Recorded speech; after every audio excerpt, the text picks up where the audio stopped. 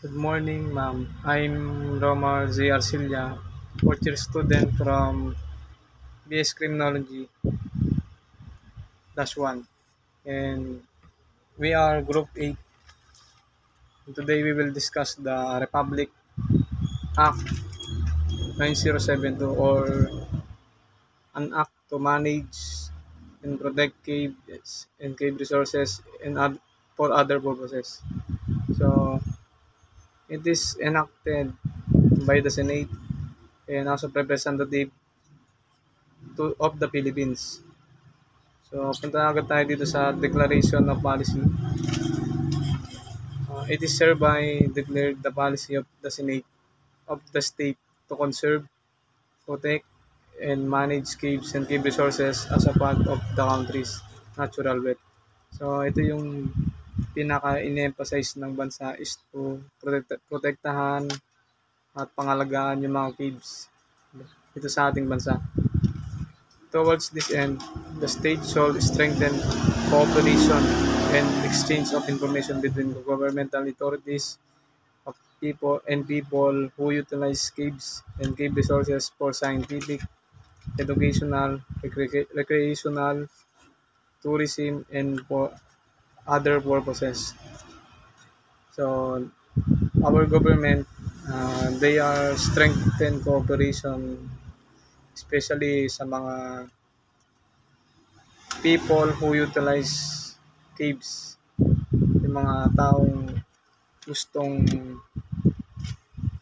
mag-enter dito sa mga caves. Dapat meron silang proper coordination dito sa ating gobyerno. And Republic Act 9072 implemented the purpose of the Philippine Cave Act is to conserve and protect caves and cave resources in the Philippines. It aims to promote cooperation between government authorities and users of caves for scientific, educational, recreational, and ecotourism purposes. So, our government authorities, uh, katulad po ng sinabi ko, dapat may yung mga before they enter uh, sa mga caves, dapat meron silang proper coordinate sa mga government, especially yung mga tourists, yung mga nag-explore, or yung naman, o yung ibang mga researchers naman, because kapag pumasok sila sa caves, uh, to ensure the government na walang masisira, or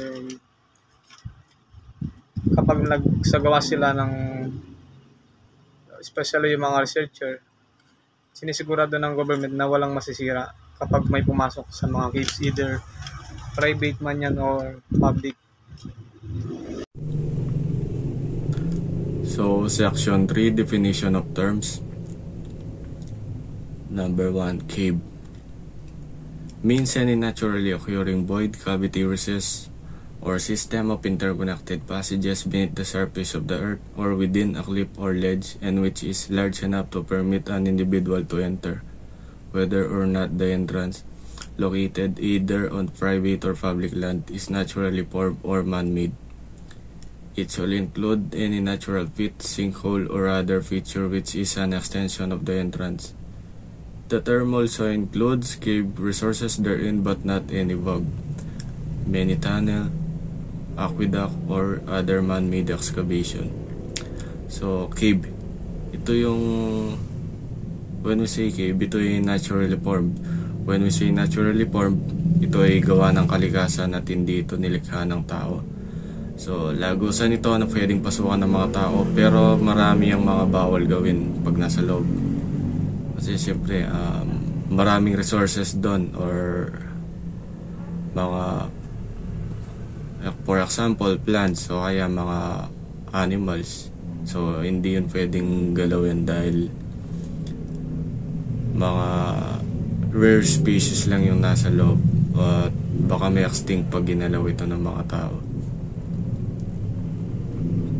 Number 2, cave resources. Includes any material or substance occurring naturally in caves such as animal life, plant life, including paleontological and archaeological deposits, cultural artifacts or products of human activities, sediments, minerals, speleogems, and speleothems. So, ito naman yung mga natural resources sa loob ng kuweba or cave, tulad ng mga hayop na namumuhay sa loob at mga laman na tumubo sa loob ng kuweba. At kasama na din dyan yung mga cultural artifacts na iniwan ng ating mga ninuno, tulad ng mga burial jar. Secretary means Secretary of the Department of Environment and Natural Resources or DENR. Ito naman yung sekretaryo kalihim ng DENR or the Department of Environment and Natural Resources.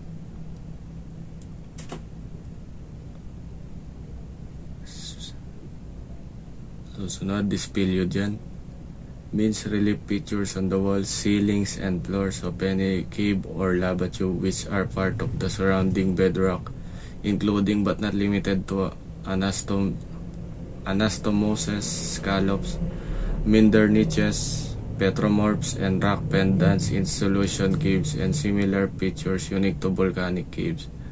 So, speleogen, ito naman yung mga part ng cave na makikita mo sa loob, tulad ng sa pader o kaya sa sahig ng kuweba. So, naturally formed ito, o ibig sabihin na na-form sa pamamagitan ng kalikasan at hindi gawa ng tao. So, speleothem means any natural mineral formation deposit occurring in a cave or lava tube, including but not limited to stalactite, stalagmite, helictite, cave flower, flowstone, drapery, brimstone, or formation of clay or mud. So, speleothem, ito yung formation sa loob ng kuweba because of natural resources or natural minerals. Ito nga, tulad ng stalactite, stalagmite, helictite, cave flower, marami pang iba.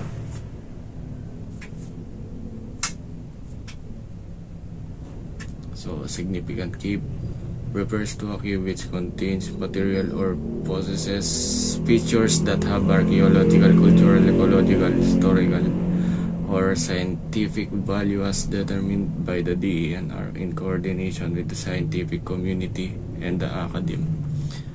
So, significant cave, ito naman yung mga kuwebang kilala na ng DENR.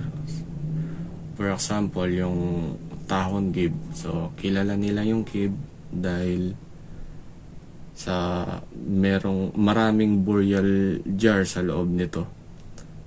At isa pang example, yung Palawan Underground River. So, kilala ito sa pinakamalaking kuweba sa Pilipinas. Yun lang po. Section 7. Prohibited Acts.